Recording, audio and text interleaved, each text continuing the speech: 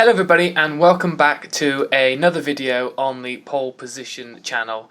In this video we're going to be looking at a bit more news that's happened in this last week since the last video we did, and there's actually been a lot of news going on, and I'm going to start with the breaking news that's actually happened today while I'm doing this video, which is Racing Point is set to become Aston Martin's works team for the 2021 season. Now this is down to Lance Stroll's father, who obviously has an investment in the Racing Point team, has bought a share of Aston Martin, which is, I think it's a 16% stake in the company. He will become the Aston Martin executive chairman with this whole transition for the actual company Aston Martin, which will then see Racing Point become the Aston Martin works team for the 2021 season, which we wanted to see I wanted to see Aston Martin come into the sport. I did think at some point it would be maybe with Red Bull, with the fact that to see how Honda goes for the first couple of seasons that they're with the team, and if that didn't work out, maybe Aston Martin would come in with Red Bull. That isn't the case now with Lawrence Stroll becoming the executive chairman of the car company, this comes 18 months after Stroll bought the Force India team, and obviously changed that into Racing Point.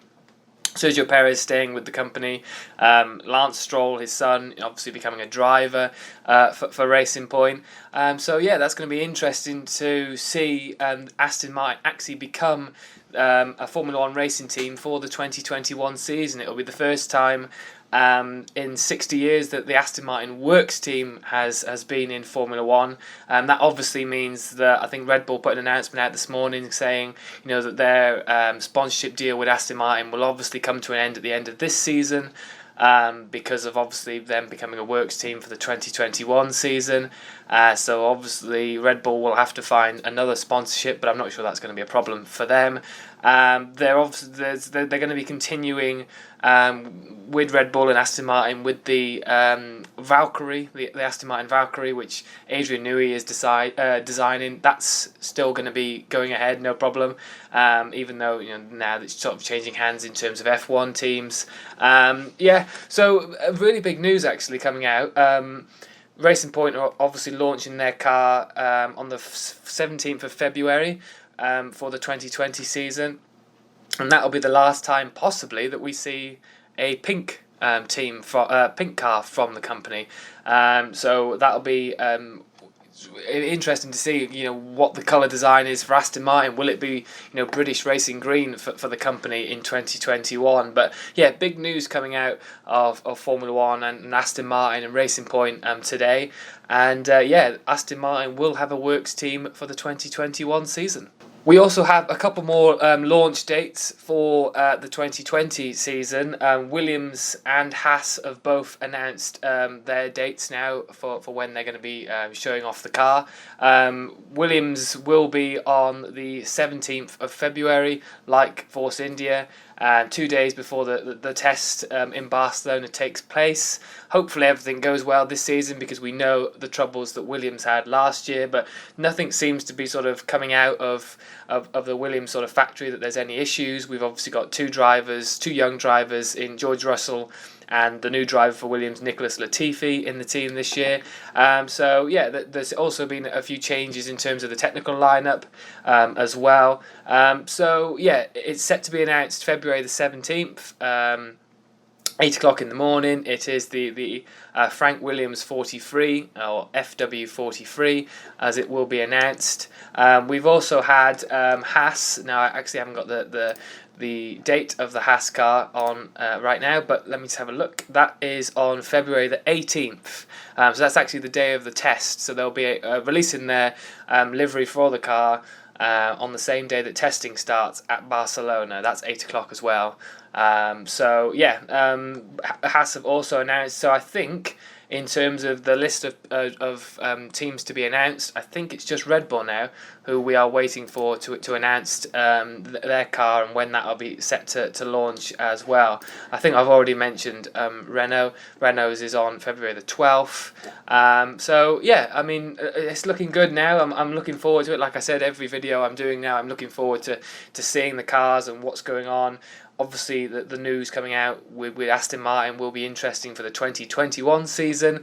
But of course, we've got this season already to look forward to as well. So, yeah, a few more dates for the car launches. So it's obviously getting closer now. Final day in January, February's beginning. We're about to see the car launches. We're about to see winter testing. It's getting close to the 2020 F1 season. And one more bit of news that I do want to discuss is Fernando Alonso. Now, I would absolutely love to see Fernando Alonso back in the sport. I think, whether it happens or not, I'm not sure that's going to take place. But he has been speaking to the media this week. And been discussing, what's been happening in the sport since he's left. He's obviously been at a couple of races last year as sort of a McLaren ambassador. That's no longer a title for him now. I'm not sure he's actually with McLaren anymore. I'm not sure he's got any sort of affiliation with McLaren anymore. And I think that's also sort of to make the point that he is available for a drive in the 2021 season. But he's been talking about the seasons while he's been away. He's been talking about Lewis Hamilton, and he admits that Lewis Hamilton has raised his level in F1, but he still has some weak points that nobody's exploiting. Classic Fernando Alonso. They obviously had that really big rivalry for McLaren back in 2007, and the sort of the rivalry really continued, but just in different teams. Been discussing about him, saying Hamilton has raised his level in a couple of years, or what I'm reading here, when he was talking to F1 Racing Magazine, especially in the 2019 season, when the car actually for Mercedes wasn't that dominant compared to other seasons. If he cannot win a race, he's very close to second, not 20 seconds further back, which sometimes is Valtteri Bottas in a Mercedes.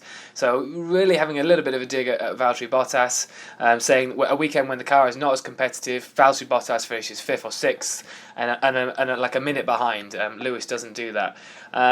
In terms of what he said about his weaknesses, he said, if you study Lewis's season, there's always a common trend, and that's that he starts the year slowly, and that's definitely the case for last season as well. We saw Valtteri Bottas and Lewis Hamilton sort of being sort of level after Azerbaijan in terms of wins, and it was looking like we were going to have an equal fight between the two drivers.